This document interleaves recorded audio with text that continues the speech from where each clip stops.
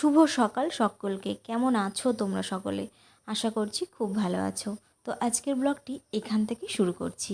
তো দেখো, ঘুম থেকে ওঠার পরে আমি বিছানাগুলো খুব সুন্দর করে ঝেড়ে পরিষ্কার করে নিচ্ছি।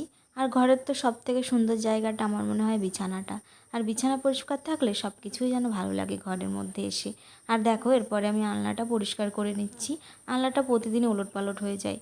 কখনোই বেশি জামা কাপড় এক জায়গায় জড়ো করি না।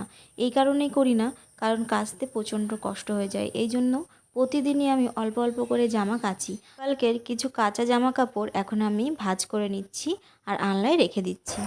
তো দেখো, সকালবেলা ঘুম থেকে ওঠার পরে এই কাজগুলো সব করে নিলাম।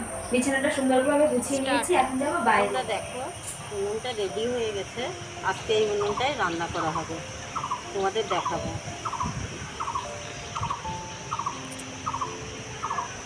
তো দেখো, মা এখন উনুনটা খুব ভালো করে লিপে নিচ্ছে।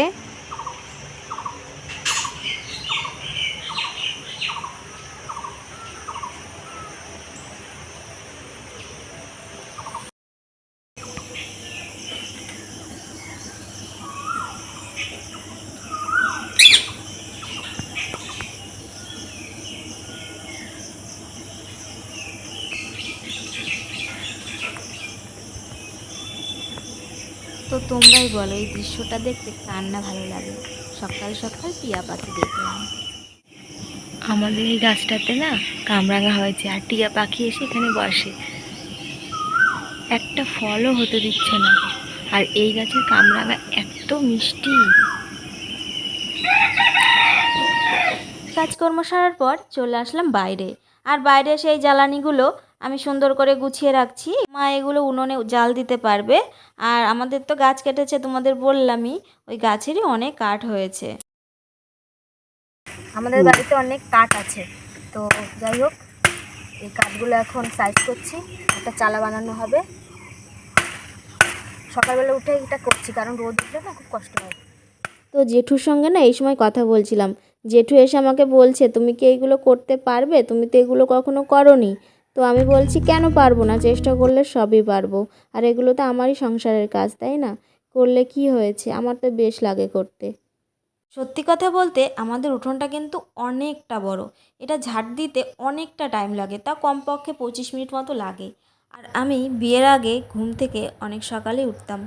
আর এখানে এসে তো আমি সেইভাবেই ওঠার চেষ্টা করি, কারণ ছোটোবেলাকার অভ্যাস। সকালবেলা আমার ঘুম থেকে উঠতে অতটাও কষ্ট হয় না। সত্যি কথা বলতে আমার ছোটোবেলাকার অভ্যাস, আর এতেই আমি অভ্যস্ত। তোমরা দেখতে পাচ্ছ, আমাদের বাড়িতে এই ধরনের শাক প্রচুর হয়। আর আমি মধ্যে মধ্যে এগুলো তুলে এগুলো রান্না করি, খুব খেতে ভালো লাগে।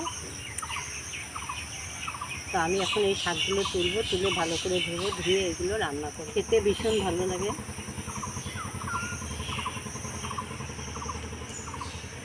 আমাদের বাড়ি থেকে অনেকেই তুলে নিয়ে যায় এই শাক। তুই দেখো, একটা ওল হয়েছে, ওল গাছ, ওলের ডাঁটা।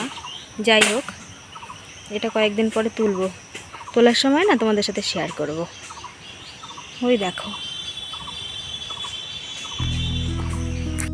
এখন দেখো আমি চা করতে এসেছি রান্নাঘরে। আর এই যে দুধ চা করছি। আমাদের বাড়িতে সবাই দুধ চাই পছন্দ করে, লিকার চাও খায় কিন্তু খুব কম। এরপরে চলে আসলাম আমি রুটি ভাজতে। মাকে বলেছিলাম আটাটা মেখে রাখতে, আর সকালবেলা আজকে রুটি খাওয়াই হবে। আমাদের গাছ থেকে এই ডুমুরগুলো তুলে নিয়ে আসলাম। এই ডুমুরগুলো আজকে রান্না করব। কখনো কি তুই খেয়ে দেখেছিস এই ডুমুরগুলো কেমন লাগে? হ্যাঁ, খেয়েছি তো, বাড়ি থাকতে খেয়েছি কত। আজকে আমি রান্না করব, তুই খেয়ে দেখবি। এই ডুমুর একদম মাংসর মতো করে রান্না করতে হয়, ঘি গরম মশলা দিয়ে। কিভাবে রান্না করব সেটা আমি তো পরে তোমাদেরকে দেখাবো। এই ডুমুরটা খেতে ভীষণ ভালো লাগে, ভীষণ ভালো লাগে। তোমরা দেখো, বাজার থেকে এইগুলো নিয়ে আসলাম। আমি ফুচকা ভাজবো, এটা তেলের প্যাকেট, এটা আটা, শসা, সুজির প্যাকেট। আর তোমরা দেখতে পাচ্ছ, এগুলো সব আমাদের গাছের কাঁঠাল, অনেক কাঁঠাল। এই কাঁঠাল কেউ আমাদের বাড়িতে খায় না। এগুলো সবাইকে দিয়ে দেবো, কারণ আমাদের বাড়িতে কাঁঠাল কেউই পছন্দ করে না কোনোদিন। মা তো তোমাদেরকে দেখালো যে কি কি বাজার থেকে নিয়ে এসছে। তো তোমাদের সঙ্গে আবার পরে কথা বলছি। মা তো বাজার থেকে ওইগুলো বাজার করে নিয়ে এসেছে। তো তার সঙ্গে এই মাছটাও নিয়ে এসছে, এটা কিন্তু সিলভার কাপ মাছ। আমি তো মাকে বলছিলাম মাছটা কাটার আগে যেন মাছটাতে ডিম থাকে, তো তাই হয়েছে। আর এই বাড়িতে তো কেউ ডিম খেতে পছন্দই করে না। এই মাছটার ডিমটা প্রায় অর্ধেকটার বেশি আমি খেয়েছিলাম। আর দেখো মাছটায় কি রক্ত বেরোচ্ছে বাবা, আসলে একদম জ্যান্ত মাছ ছিল তো সেই জন্য। আর এখন মা একে একে মাছটা সুন্দর করে কেটে ধুয়ে মা রান্না করবে, আর তোমরা এটা দেখতে থাকো।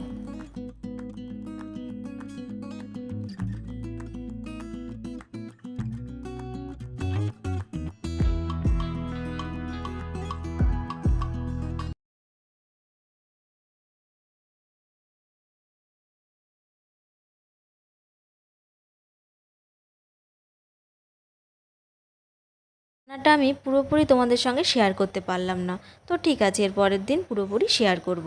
আর দেখ তো এখন মা তরকারিটা ঢেলে নেবে। দেখো কি সুন্দর লাগছে দেখতে, আর রান্নাটাও কিন্তু খুব ভালো হয়েছিল খেতে। আর এরকম জ্যান্ত মাছ না আমাদের বাড়িতে সবাই খেতে খুব পছন্দ করে।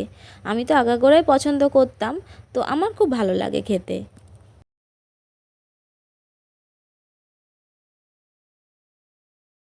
তো দেখো এখানে কিন্তু আজকে মা চিংড়ি মাছও ভাপা করেছিল, কিন্তু মাছটা না ঠিকঠাক ভাপা করতে মা পারেনি। তো নেক্সট দিন আমি ট্রাই করব। আচ্ছা তোমরা এখানে দেখতে পাচ্ছ, এখানে রয়েছে ভাত, ঘাটকোল বাটা, উচ্ছে ভাজা, আর এখানে কলমির শাক ভাজা। আর এই লঙ্কা ছাড়া তো আমি একদমই খেতে পারি না। এটা হচ্ছে আজকের মেনু। আর এই দেখো এটা রয়েছে সেই সিলভার কাপ মাছের ঝোল। আচ্ছা এটা হচ্ছে পুজোর প্রসাদ। পাশেই এক কাকুদের বাড়িতে পুজো হয়েছিল, তো আমাকেও বলেছিল যেতে, তো আমার যাওয়া হয়নি। তো সেই কাকুই পাঠিয়ে দিয়েছে প্রসাদটা, এটা কিন্তু দুটো বাড়ির প্রসাদ।